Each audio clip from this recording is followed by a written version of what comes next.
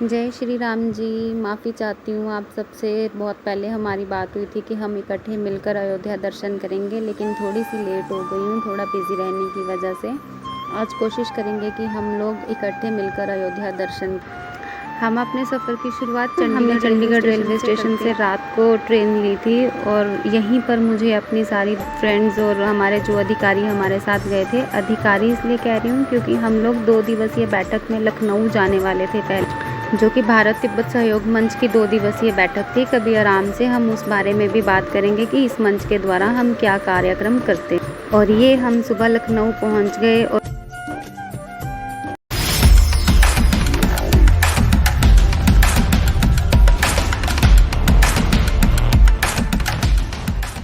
और ये उतरे हम प्रभु श्री राम की जन्मभूमि पर। और मैं आपको बता नहीं सकती कि जैसे ही हमने इस धरती के ऊपर पैर रखा, इस धरती को चूमा, मुझे समझ नहीं आ रहा कि मैं आप लोगों के साथ क्या शेयर करूं। एक ऐसा एक्सपीरियंस जिसे बताते हुए मैं इमोशनल हो रही हूँ कि कभी हमारे प्रभु श्री राम इसी धरती के ऊपर ठुमका करते थे, नाचा कूदा करते थे, यहीं खेला करते थे, यहीं सबके साथ रहा करते थे। और यहाँ से ई रिक्शा लेके हम लोग अपनी धर्मशाला की ओर अग्रसर हुए। यहाँ हमने स्नान वगैरह करके फिर यात्रा शुरू की और हम निकल पड़े उन गलियों में जहाँ प्रभु श्री राम लल्ला अपने पिता के साथ, अपनी माता के साथ, अपने अयोध्या में रहने वाले प्रजा के साथ ऐसे ही खेला कूदा करते। जैसे जैसे रामलला के मंदिर की तरफ बढ़ रहे थे वैसे वैसे और ज़्यादा इमोशनल होती जा रही थी। और सबको बताना चाहूँगी कि रामलला के मंदिर जाने के वक्त वहाँ पर आपके पास कोई भी चीज़ अलाउड नहीं होती। हमारे फ़ोन, पेन, चार्जर, पर्सेस सब कुछ बाहर रख लिए गए थे। सिर्फ आपको पैसे अंदर लेके जाना अलाउड है और आपको कोई चीज़ अलाउड नहीं है। इसीलिए आपसे माफ़ी मांगना चाहती हूँ कि मैं आपको रामलला के दर्शन नहीं करवा पाऊँगी, लेकिन रामलला के सारे रास्ते के दर्शन आपको करवाने की पूरी कोशिश करूँ। जैसे ही रामलला के मंदिर के सामने जाके खड़े हुई, ऐसे पता ही नहीं चला कि अपने आप आंसू टप टप टप टप अपने आप ही टपकने लग पड़े। और मुंह में अभी भी ऐसे हो रहा है कि मैं कुछ बता नहीं पा रही हूँ आपको। और फिर हम वहाँ से जब दर्शन करके बाहर निकले तो दशरथ महल की तरफ वो रास्ता जाता था। और फिर हम पहुँचे महाराज दशरथ के महल में। ये वही महल है जहाँ श्री राम घंटों अपने पिता के साथ बैठकर चर्चा परिचर्चा किया करते हों। कितनी पवित्र भूमि, कितनी पावन भूमि, ऐसा लग रहा था कि मैं किसी बैकुंठ धाम में आकर बैठ गई हूँ।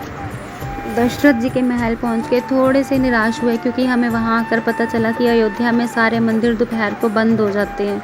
फिर भी काफ़ी देर प्रतीक्षा करने के बाद हमें किसी ने बताया कि साइड से एक छोटा सा रास्ता जाता है जहाँ से आप दशरथ महल के अंदर जा सकते हैं। और फिर हम गए दशरथ महल के अंदर। महाराज दशरथ के महल के अंदर प्रवेश करते ही आगे श्री हनुमान जी का मंदिर है जहाँ हम सब ने माथा टेका।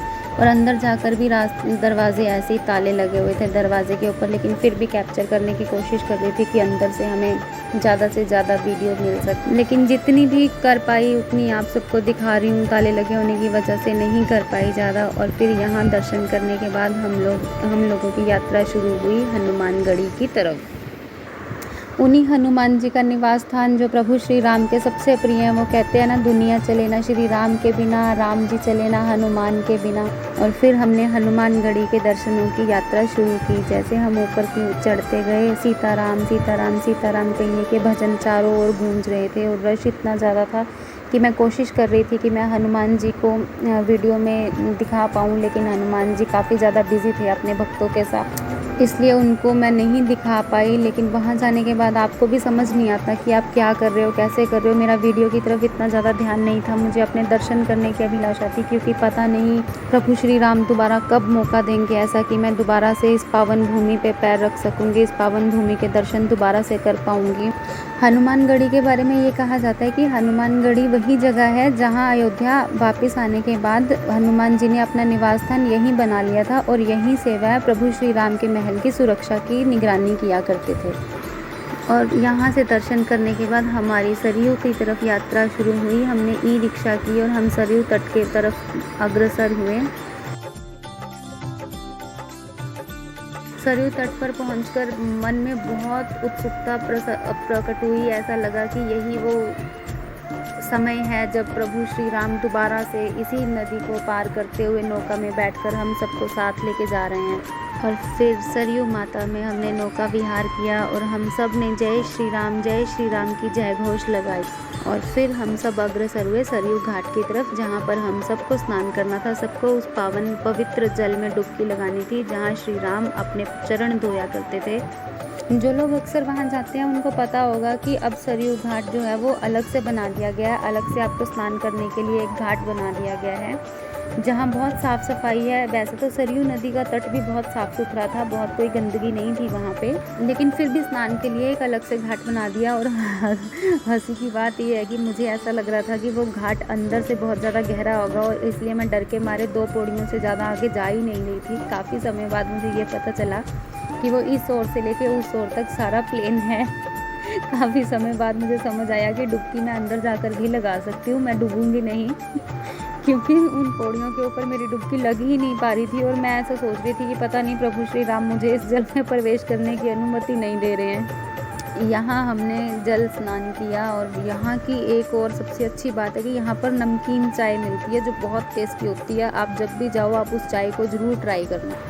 इतनी पावन भूमि की यात्रा करने के बाद हम लोग वापस अपनी धर्मशाला पहुँचे। हम थके हुए थे बहुत ज़्यादा और फिर हम सब ने विश्राम किया क्योंकि अगले दिन सुबह सुबह हमें प्रयागराज के लिए अपनी यात्रा शुरू करनी थी। और जैसे हम सब सुबह उठे, हम लोग तैयार हुए, यहाँ से निकलने लगे। बाहर निकले तो देखा हनुमान जी की वानर सेना, छोटे छोटे वानर अपने अपने परिवारों के साथ खेल रहे थे, कूद रहे थे। बहुत ही आनंदमयी माहौल देख के ऐसी उत्सुकता हो रही थी कि समझ ही नहीं आ रहा था कि मैं कहाँ हूँ। ऐसा लग रहा था कि स्वर्ग में ही बैठी हूँ, यही धरती का स्वर्ग है और यहीं मुझे बस जाना चाहिए। इतने अच्छे माहौल को छोड़ के जाना पड़ा, वापस अपने घर आना पड़ा और प्रयागराज की यात्रा भी तो शुरू करनी थी। और हम यहीं से अपनी प्रयागराज की यात्रा के लिए फिर निकल पड़े। इस पावन भूमि पर दोबारा आने का प्रभु श्री राम हमें जल्दी से जल्दी मौका देना और तब तक हमारा भव्य मंदिर निर्माण भी हो चुका हो। ऐसे शब्दों के साथ हम आप सब से विदा लेते हैं और मिलते हैं अगली व्लॉग में प्रयागराज की यात्रा में। जय श्री राम जी।